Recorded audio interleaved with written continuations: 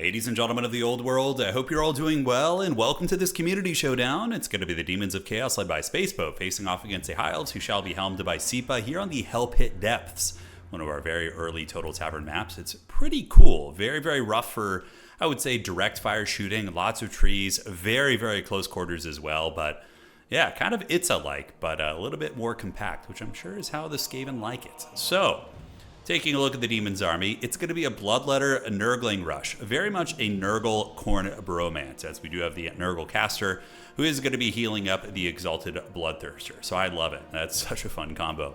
So yeah, Bloodletters will do very well against pretty much all High Elf infantry, very vulnerable to shooting as well as shot cavalry and monsters, but in the infantry on infantry department, these guys put in a ton of heavy lifting.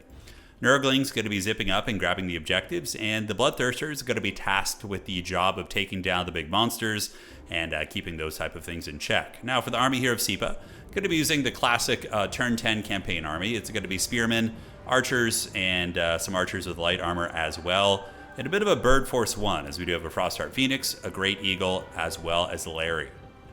So calling out the Eagle, okay. Curious to see what that's going to be used for. I would wager against like Changebringers, maybe kind of keeping this guy honest, or just giving the Frostheart Phoenix a little bit of fire support. Or not fire support, but melee support. Archers unleashing into the Nurglings here, wearing those bad boys down and doing very well. And I like this by Sipa. Going with the Tempest to just try and get free real estate off the Chaos Furies. Because, you know, that's like 600 gold, give or take, right there. If you can use your Bird Force 1 to take them down. Tempest doing some good work, and those are not Coordinate Furies, so they don't have the spell resist, and we're going to see if Sipa is going to be able to get the kill there. But Elven Archers doing good. I mean, taking down one Nurgling out of the gates, and if they can just, you know, hold the front line with the Spearmen, they're 50 melee defense, and waste these demons with all these archers, it's going to be quite good. Now, the demons do have all the objectives out of the gates, and the Tempest ended up being a bit of a waste, as the Chaos Fury is still able to survive despite being hit with the Tempest and, you know, alpha struck by 3 birds. They are able to hang in there.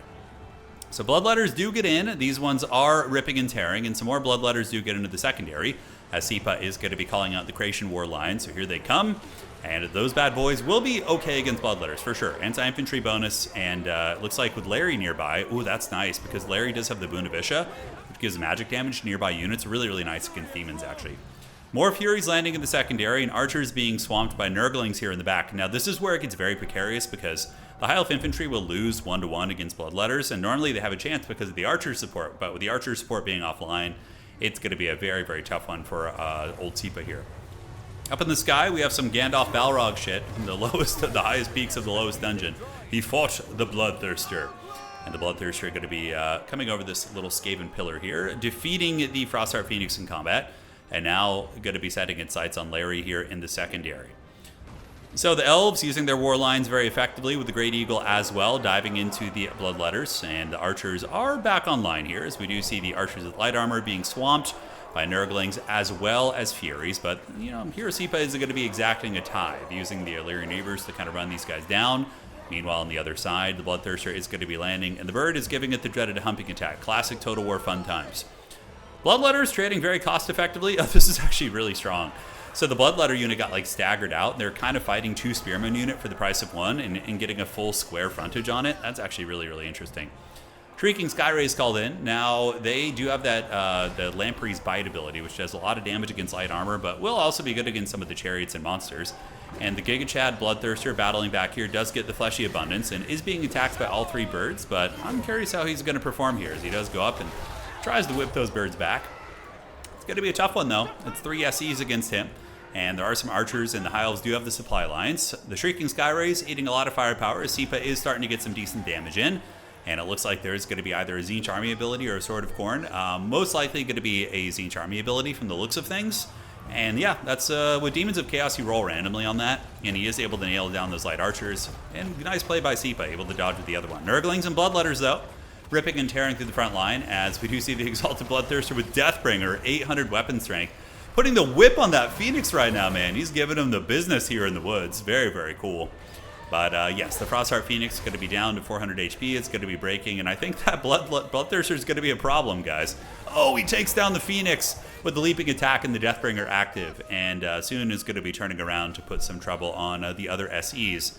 Here, Shrieking Skyrays move again, and the Bloodletters and the Nurglings still tar pitting the High Elf front line. Sipa trying to rally the Archers, but the Tyrannok Chariots and War Lions of Grace are on the back foot. Nurglings are all over the place, plague ridden being used in melee as well. In order to win this game, Seepa's really going to need to make some big play here, like try and take down the Bloodthirster, but the Bloodthirster is kind of putting a bit of a whooping on Larry right now as well. Rot Glorious Rot was rolled. Oh my god, using that on the hero is so funny. It does do some damage. I mean, it's something. And now Tempest going to be on the Bloodthirster. Not going to be terrible. It will slow him down at least. The Bloodthirster is actually getting close to healing capped, and that Great Eagle is going to be getting it now as well. So the whole kind of triple bird situation with Larry trying to take down the Bloodthirster did not go well at all. The Bloodthirster basically dominated most of those fights. Now, Spearmen fighting Nurgling, Spearmen fighting Bloodletters there, and are going to be getting karate chopped, it looks like. Elves kind of stabilizing some elements of their backfield, but with the Bloodthirster just being able to run rampant, I do not think that this is going to be ending terribly well for old Seepa here. But yeah, Space Pope definitely one of the most fun Demons of Chaos players to watch. He always, you know, there are some very meta ways to play Demons of Chaos, right? Which is typically, you know, using mostly Slaanesh units, using Seekers and Fiends, and then, you know, backing it up maybe with a little bit of Tzeentchian magic for like sniping and that type of stuff. But this is the real Chad play. The Bloodthirster, Plague Ridden Bromance. You gotta love it. All right, so coming up in the back, we do have Bloodletters heading over towards Objective 2. Bloodthirster going to be popping Deathbringer and landing and punching those Chariots in the face. My goodness. I do like this tech, though. I've used Tyrannok Chariots a pretty good effect against demonic factions because they do magic damage with their shooting.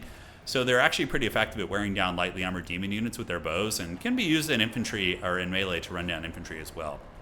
Reavers trying their best on the back. Space Pope is pulling ahead in value here as the Bloodletter's going to be cutting through these units. But you have to remember there is healing on this side. The Earthbloods have been active. But the Frostheart Phoenix and the Eagle are both off the field, so that's going to be 2,000 gold Bessies that are not going to be enjoying themselves. Tyrannok Chariots get a nice charge against the Bloodletters, do wear those guys down a little bit. Archers and Lions trying to salvage what they can. But the Elven army is just looking so raggedy, and it's going to be running perpetually from this Bloodthirster. There's not really going to be anything he can do to deal with it at this point. I mean, maybe calling in another Phoenix.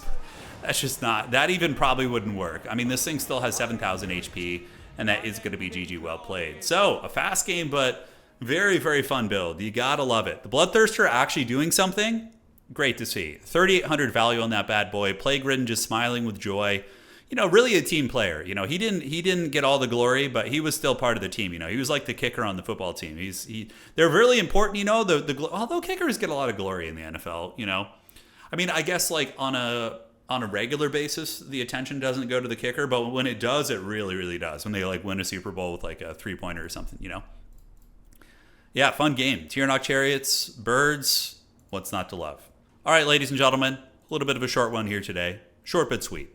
We'll see you all on the other side. If you enjoyed this video, please do drop a like on the way out. It helps quite a bit. And that is going to be it for today. Cheers.